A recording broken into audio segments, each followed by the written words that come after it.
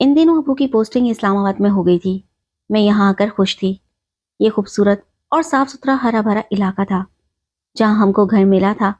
انہی دنوں میری سہیلی سفینہ کا خط آ گیا۔ یہ گرمیوں کی چھٹیاں ہیں اور سیر کو میرے پاس آنا چاہتی ہے۔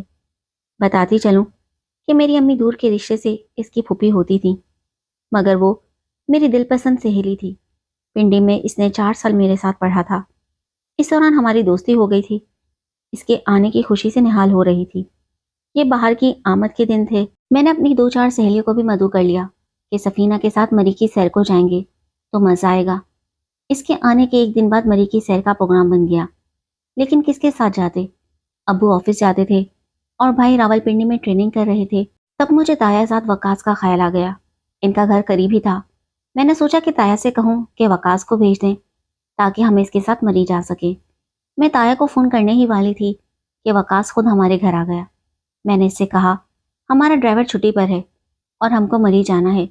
میری سہیلی پنڈی سے آئی ہے، پلیز ہمیں مری لے چلو۔ وہ بولا میرا 2 دن بعد ٹیسٹ ہے، میں نہیں جا سکتا۔ تب میں منت کرنے لگی تو وہ مان گیا۔ سب لڑکیوں میں خوشی کی لہر دوڑ گئی۔ وہ کیمرہ لینے گھر جانے لگا تو سفینہ اسے ہی دیکھ رہی تھی۔ وہ اسے دیکھنے میں اتنی محف کہ اسے خبر بھی نہ ہوئی کہ وہ کمرے سے باہر جا چکا ہے۔ میں نے اس کا کندھا ہلا کر اسے جگایا تو وہ چونک پڑی۔ بنو جھاگ جاؤ، وہ تو چلا گیا ہے، اب کسے گھورے جاتی ہو؟ کیا کوئی برا خواب دیکھ لیا ہے؟ بہت اچھا خواب ہے، شیری نے کہا۔ اچھا ہی نہیں بلکہ بہت سہانا ہے۔ رابعہ نے بھی گرا لگائی۔ ہم سن کر ہنسنے لگے۔ سفینہ مگر ہنسی ہی نہیں، کیونکہ اس کی توجہ ہماری جملہ بازی پر تھی ہی نہیں۔ وہ تو اپنے خیالوں میں گم تھی۔ ہم کار میں بیٹھے۔ وقاص سارا راستہ گاڑی چلاتے ہوئے خاموش رہا، جبکہ سفینہ اس کو متوجہ کرنے کی کوشش کرتی رہی۔ بہانے بہانے اس سے بات کرتی تھی، لیکن وہ سنجیدہ لڑکا کسی کی طرف متوجہ ہونے والا نہیں تھا۔ جب ہم سیر سے واپس آئے تو میں نے سفینہ کو سمجھایا کہ وقاص عام لڑکوں جیسا نہیں ہے۔ اس کی توجہ اپنی پڑھائی پر رہتی ہے۔ وہ اپنا مستقبل بنانا چاہتا ہے، فضول باتوں کو پسند نہیں کرتا۔ لہٰذا آئندہ تم اس کو اپنی جانب متوجہ کرنے کی کوشش مت کرنا۔ وہ خفا ہو گیا تو برا ہوگا۔ وہ بولی، جو ہو سو ہو، میں تو اسے متوجہ کر کے رہوں گی۔ میں نے سوچا کہ یہ پہلی بار میرے گھر آئی ہے، اب کیا اس کے ساتھ سر کھپاؤں؟ 1-2 دن میں خود ہی وقاص کے روکھے پیکے رویے سے اس کے مزاج کو سمجھ جائے گی۔ انہی دنوں بھائی کی چھٹیاں ہو گئی تو وقاص سہیل سے ملنے ہمارے گھر آنے لگا۔ سفینہ اسے اپنی جانب متوجہ کرنے کی کوشش کرتی اور میں ڈر جاتی کہ کہیں بدمزگی نہ ہو جائے، کیونکہ میں وقاص کی بے نیاز طبیعت سے واقف تھی۔ ایک دن ہم دونوں گھر کے سامنے سایہ دار درخت کے نیچے کھڑی تھی کہ وقاص کا وہاں سے گزر ہوا۔ میں نے اس کو آواز دی، بھائی تم عجیب آدمی ہو، اپنوں سے بھی نظریں نہیں ملاتے ہو۔ وہ تھوڑا سا مسکرا دیا۔ تب میں نے اس سے سفینہ کا تعارف کرایا۔ وہ بولی، میں آپ سے ایک ضروری بات کرنا چاہتی ہوں۔ کیا بات ہے؟ میرے کزن نے پوچھا۔ ایسی بات جو کسی لڑکی کے لبوں پر مشکل سے آتی ہے۔ وہ سمجھ گیا یہ لڑکی کیا کہنا چاہتی ہے۔ بولا، دیکھو سفینہ بیوی، یہ انسان کی زندگی کا سب سے قیمتی وقت ہوتا ہے۔ کوئی طالب علم چاہے محنت سے مستقبل بنا لے، چاہے تو اس کو ضائع کر کے اپنی ساری زندگی ضائع کر دے۔ تم سمجھ لو کہ جو لوگ وقت کی قدر نہیں کرتے عمر بھر پچھتاتے رہ جاتے ہیں۔ زندگی مگر اس قدر بے کیفی کے ساتھ جینے کی چیز بھی نہیں۔ یہ نعمت تو انسان کو ایک بار ملتی ہے۔ سفینہ نے جواب دیا، تم صحیح کہہ رہی ہو۔ اس عمر میں لڑکیوں اور لڑکوں کو پیار و محبت کے معاملات بہت مرغوب کرتے ہیں۔ اسی وجہ سے تعلیم پر بھی منفی اثرات مرتب ہوتے ہیں اور لڑکوں کا کریئر تباہ ہو جاتا ہے۔ وہ سنجیدگی سے یہ باتیں کر رہا تھا۔ سفینہ گمسم کھڑی تھی، کچھ نہیں بول پا رہی تھی، لیکن وقاص کی باتوں نے اس پر منفی اثر کیا۔ اس نے مجھ سے کہا کہ میں نے تو تہیہ کر لیا ہے، میں تیرے کزن کو پا کر رہوں گی۔ اچھا تو اپنا سر کھپاؤ، پا سکتی ہو تو پا لینا۔ فی الحال تو تمہیں گھر جانا ہے۔ تمہاری امی کا فون آیا تھا، تمہارے امی ابو تم کو لینے آ رہے ہیں۔ اس کے والدین آ گئے، وہ چند گھنٹے ہمارے گھر ٹھہرے اور بیٹی کو لے کر پنڈی لوٹ گئے۔ گھر جا کر اس نے مجھے فون کیا کہ وہ بہت بے چین ہے۔ اس نے التجا کی کہ میں اس کی بات وقاص سے کرا دوں۔ میں نے کہا، کیا تم کو اندازہ نہیں ہوا کہ وہ کس قسم کا انسان ہے؟ وہ میری بات نہیں مانے گا، تم اسے بھول جاؤ۔ 1 سال بعد وہ اپنے والدین کے ہمراہ دوبارہ آئی۔ میں اسے دیکھ کر خوش ہو گئی۔ ان دنوں سخت بور ہو رہی تھی اور وہ خزاں کے موسم میں باہر کا جھونکا بن کر آ گئی تھی۔ موسم گرما میں یہاں کے دلکش مناظر سے لطف اندوز ہونے والے خوش نصیبی ادھر آ سکتے ہیں۔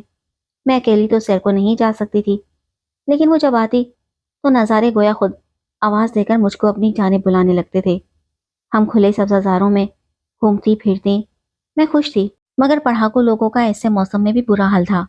وہ پڑھائی میں غرق تھا، گرچہ چھٹیاں تھیں، مگر چھٹیاں اس کے لیے کوئی معنی نہیں رکھتی تھیں۔ جن کی نظر اپنے مقصد کے حصول پر ہو، ان کی فراغت کھلتی ہے اور ان کے سب دن ایک جیسے ہی ہوتے ہیں۔ یہی حال میرے اس کزن کا تھا۔ سفینہ جان بوجھ کر مجھے اس کی جانب لے جاتی تو وہ اور تنگ ہو جاتا، مجھ سے کہتا کہ تم یہ کیا میرا وقت ضائع کرنے آ جاتی ہو، میرا دھیان پڑھائی سے ہٹ جاتا ہے، میں پریشان ہو جاتا ہوں، برائے مہربانی اپنی مہمان کو میرے سر پر مت مسلط کرو۔ میں سفینہ کو لاکھ کہتی کہ اسے بیجا تنگ نہیں کرنا چاہیے، مگر وہ نہ مانتی۔ لگتا تھا وہ میرے گھر آتی ہی وقاص کی خاطر ہے۔ میں اسے چپکے چپکے چاہتی ہوں، تبھی بس ایک نظر دیکھنا چاہتی ہوں، اسے تنگ تو نہیں کرتی۔ یہ بات درست تھی، سفینہ اسے تنگ نہیں کرتی تھی، وقاص بھی مہمان نواز تھا، لیکن میری سہیلی میں جانے کیا بات تھی کہ اس کو دیکھتے ہی وہ پریشان ہو جاتا تھا۔ شاید سفینہ کی نظر کرم اسے خائف کرتی تھی، کیونکہ وہ ایک بے باک لڑکی تھی، کوئی بات کہنے سے ہچکچاتی نہیں تھی۔ انہی دنوں میری سالگرہ تھی۔ دعوت میں سفینہ نے وقاص سے کہا کہ تم تیار ہو کر کتنے اچھے لگ رہے ہو، یقیناً جب دلہا بنو گے تو بہت اچھے لگو گے۔ ہاں کیوں نہیں، میری منگنی ماموزاد شہلا سے ہو چکی ہے اور ہماری عنقریب شادی ہونے والی ہے۔ میں جب دلہا بنوں گا تو تم دیکھ لینا کہ کتنا خوبصورت لگوں گا۔ یہ سنتے ہی سفینہ کا چہرہ مرجھا گیا اور وہ بے بسی سے دیکھنے لگی۔ بھری محفل میں اسے ایسی بات سننے کی توقع نہ تھی، تبھی میں اس کو ایک طرف لے گئی اور کہا، سن لیا، اسی لیے تم کو سمجھاتی تھی کہ اس سے ایسی باتیں نہ کیا کرو۔ وہ بولی، کیا کروں؟ اس دل کا، اس کے خیال سے خود کو ہٹا نہیں سکتی۔ کوئی بات نہیں، اسے کرنے دو شادی، مگر میں بھی اسے پا کر رہوں گی۔ اگر تم کو ضرور اس کی دوسری بیوی بننا ہے تو بن جاؤ، میں نے جل بھون کر کہہ دیا۔ انہی دنوں سفینہ کے والد کی پوسٹنگ بھی اسلام آباد ہو گئی۔ میں خوش تھی کہ میری سہیلی ہمارے نزدیک آ گئی تھی، مگر وقاص کو خوشی نہ ہوئی۔ اس کو الجھن ہوتی تھی سفینہ کی موجودگی سے۔ وہ اب ہمارے گھر اکثر آتی، وقاص موجود ہوتا تو بس چپک کر بیٹھ جاتی اور گھر جانے کا نام نہ لیتی، تب وہی اٹھ کر چلا جاتا تھا۔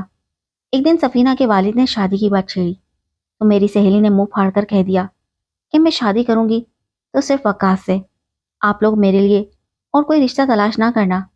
بیٹی کی اس دیدہ دلیری پر ماں باپ حیران رہ گئے۔ پھر اس کی خوشی کے لیے انہوں نے وقاص کے والد سے بات کرنے کی ٹھانی۔ بیٹی والے ہو کر بھی انہوں نے بلا تکلف تایا سے کہہ دیا کہ ہم سفینہ کی شادی آپ کے بیٹے سے کرنے کے خواہش مند ہیں۔ ہماری بیٹی میں کوئی کمی نہیں ہے، جہیز بھی پورا پورا دیں گے۔ آپ ہماری لخت جگر کو اپنی بہو بنا لیں۔ ضرور یہ ہماری خوش نصیبی ہوتی کہ سفینہ ہماری بہو بنتی، مگر مجبوری یہ ہے کہ میں نے اپنی بہن کی بیٹی شہلا سے اس کی منگنی بچپن میں کر دی تھی۔ کیوں انکل انٹی ان کے گھر سے مایوس لوٹ آئے۔ کچھ دنوں بعد سفینہ ہمارے گھر آئی تو بوجھی بوجھی تھی، چہرہ بھی اترا ہوا تھا، پہلے جیسا اعتماد، شوخی اور شرارت بھی اس میں ان کا نظر آئی۔ میں نے کہا، آج اداس لگ رہی ہو، چلو کہیں گھومنے چلیں۔ اس نے انکار کر دیا۔ وقاص کو کہتی ہوں وہ کار ڈرائیو کر کے مری لے جائے، اس کا نام مت لو میرے سامنے۔ وہ خفگی سے بولی۔ میں دل ہی دل میں مسکرائی کہ بیوی اب آئی عقل ٹھکانے، مگر ایسے سر پھروں کی عقل ٹھکانے آتی کب ہے؟ ایک روز جب وہ ہمارے گھر بیٹھی ہوئی تھی، وقاص ملنے آ گیا۔ وہ اسے دیکھتے ہی غصے میں بولی، دیکھو مسٹر، اگر تم نے ایک ماہ کے اندر اندر میرے حق میں فیصلہ نہیں کیا تو پھر انجام سوچ لو۔ وہ بیچارہ یہ دھمکی سن کر حیران رہ گیا۔ سفینہ دیکھو، اس نے کہا، میں تم کو پہلے بھی بتا چکا ہوں کہ میری شادی ہونے والی ہے، ہمارا ساتھ ممکن نہیں ہے۔ تم اس خیال سے آزاد ہو جاؤ تو بہتر ہے، اس طرح تم پرسکون ہو جاؤ گی۔ یہ ناممکن ہے، میری شادی تم سے ہی ہوگی، ورنہ میں بھی سکون نہ پا سکوں گی۔ جب وہ یہ کہہ رہی تھی تو پھپھو آ گئی اور انہوں نے سفینہ کی بات سن لی۔ وہ سمجھی کہ سفینہ اور وقاص میں عشق چل رہا ہے اور وہ بزرگوں کے فیصلے سے مجبور ہیں۔ تبھی پھپھو یعنی شہلا کی امی نے اپنے شوہر سے نہ جانے کیا کہا کہ انہوں نے وقاص کو بیٹی دینے سے انکار کر دیا۔ اس بات کا میرے تایا اور تائی کو بہت صدمہ ہوا۔ انہیں دکھ تھا کہ شہلا کے والدین نے ان کو صفائی کا موقع بھی نہیں دیا۔ دوسری طرف سفینہ کے والدین بیٹی کی وقاص سے شادی کرنے کے لیے تیار تھے۔ وہ بزرگوں کے پاس گئے اور مسئلہ حل کرنے کے لیے منت سماجت کرنے لگے۔ یوں سفینہ کی بات بن گئی۔ وقاص کو اس غلط فہمی کی بنا پر منگیتر سے محروم ہونا پڑا۔ تایا تائی نے پھر سوچا کہ جس وجہ سے یہ سب ہوا ہے، چلو وہی صحیح۔ اس کے والدین تو خود ان کے گھر چل کر بیٹی کا رشتہ دینے آئے تھے، وہ بھی رشتہ دار ہیں، دور کے ہیں، ان کی ہی عزت رکھ لیتے ہیں۔ وہ انکل اور انٹی کے پاس گئے اور سفینہ کا رشتہ مانگ لیا۔ وہاں تو اسی مقصد کے لیے وظیفے پڑھے جا رہے تھے، فوراً ہاں ہو گئی۔ سفینہ اور اس کے والدین بہت خوش تھے، مگر وقاص بجھا ہوا تھا۔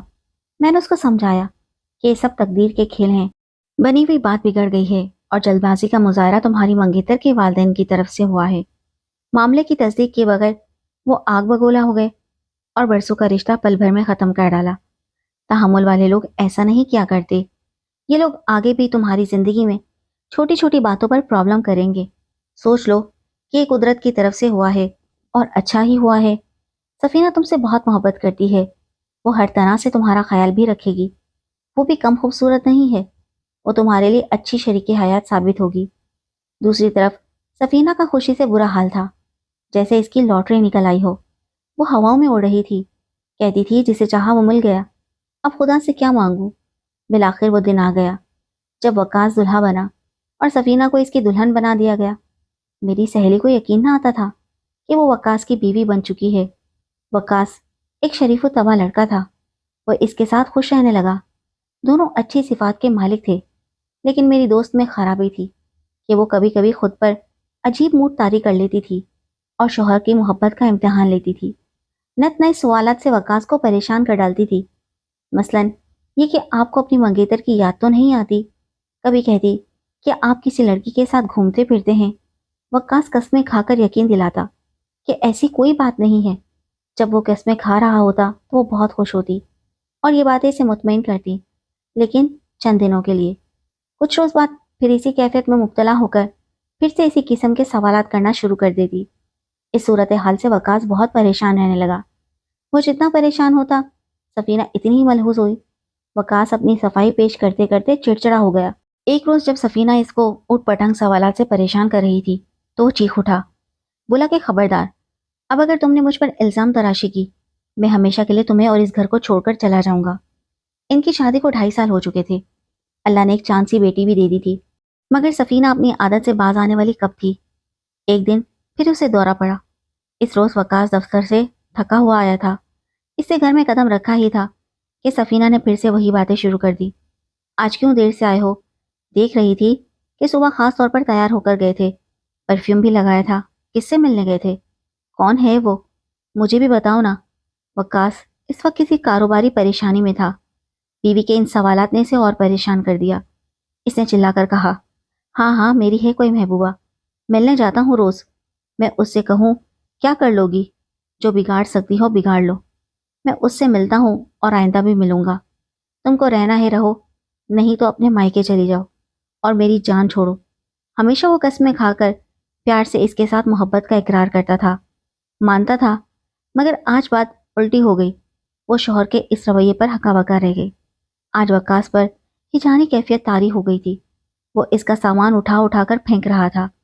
پہلے تو وہ ایسا جھگڑا کھڑا کر کے لطف لیتی تھی، آج ڈر گئی۔ اس نے سوٹ کیس میں چند کپڑے رکھے، رکشہ لیا اور بچی کے ساتھ مائکے آ گئی۔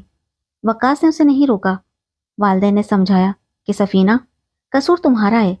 اگر ہر وقت بیوی شوہر سے سوالات کرے گی تو وہ پریشان تو ہوگا۔ اب رونے کے بجائے صبر کرو، جب وقاص کا غصہ ٹھنڈا ہوگا وہ خود تم کو منانے آ جائے گا۔ ادھر وقاص نے بھی اب گھر میں رکنا مناسب نہ جانا۔ سوٹ کیس اٹھا کر وہ چلا گیا۔ وہ کسی کو بتا کر نہ گیا تھا کہ کہاں جا رہا ہے اور نہ اب تک کوئی رابطہ کیا تھا۔ یوں ہی 1 سال گزر گیا۔ گھر والے اسے تلاش کر کر کے تھک گئے۔ اس کا پتہ نہ چلا۔ والدین، بہنوں اور خود سفینہ کا برا حال تھا۔ دن رات سبھی دعا کرتے کہ وہ لوٹ آئے یا اس کی کوئی خیر خبر ہی آ جائے۔ ایک دن سفینہ صبح سو کر اٹھی تو آنگن میں چارپائی پر ایک تابوت رکھا ہوا دیکھا۔ وہ حیران رہ گئی۔ تابوت پر لکھا تھا شہید وقاص احمد۔ یہ پڑھتے ہی وہ بے ہوش ہو گئی۔ جب ہوش میں آئی تو بین کرنے لگی۔ کسی نے کہا، ہوش کرو، شہید کی موت پر رونا اچھی بات نہیں۔ وقاص کی والدہ اور بہنوں کی آنکھوں سے بھی آنسو جاری تھے، مگر وہ بھی ضبط سے کام لے رہی تھی کیونکہ رونا منع تھا۔ سفینہ نے جب تابوت کے اندر جھانکا تو وہ خالی تھا۔ یہ تابوت صبح وقاص کے دوست پہنچا گئے تھے۔ بات دراصل یہ تھی کہ وہ خفا ہو کر ایک دوست کے پاس چلا گیا۔ اسے اپنی پریشانی بتائی کہ اس کی بیوی اس سے طرح طرح کے سوالات کر کے ہر وقت اس کو بے سکون کرتی ہے، جبکہ وہ اس طرح کا آدمی نہیں ہے، اس لیے وہ اب گھر چھوڑ چکا ہے۔ تبھی اس کا دوست اس کو جہاد پر لے گیا، جہاں وہ شہید ہو گیا۔ شہادت کے بعد اسی دوست نے گھر والوں کو اطلاع دی اور ایک تابوت بھی بھیج دیا کہ شہید کی یاد تازہ ہو، جبکہ وقاص کو تو وہیں دفن کر دیا گیا تھا جہاں اس کی شہادت ہوئی تھی۔ سفینہ اب روتی تھی اور کہتی تھی کہ میں نے اپنے محبوب شوہر کو خود ہی کھویا ہے، میں اس کو ناحق تنگ کرتی تھی، ستاتی تھی، تبھی وہ اس راہ پر چلا گیا جہاں سے کوئی لوٹ کر نہیں آتا۔ اس نے تو شہادت پائی، مگر میں نے کیا پایا؟ اگر میں اس پر ناحق الزامات نہ لگاتی تو وقاص مجھے اور میری بچی کو چھوڑ کر نہ جاتا، خدا جانے اس کے ساتھ کیا ہوا۔ مگر سفینہ دن رات اس افسوس میں جلتی رہتی ہے کہ میں نے اسے خود کھویا ہے، جبکہ مجھے اس کو کھونا نہیں تھا۔ منتوں سے حاصل کی ہوئی محبت کو بھلا کوئی ایسے کھوتا ہے؟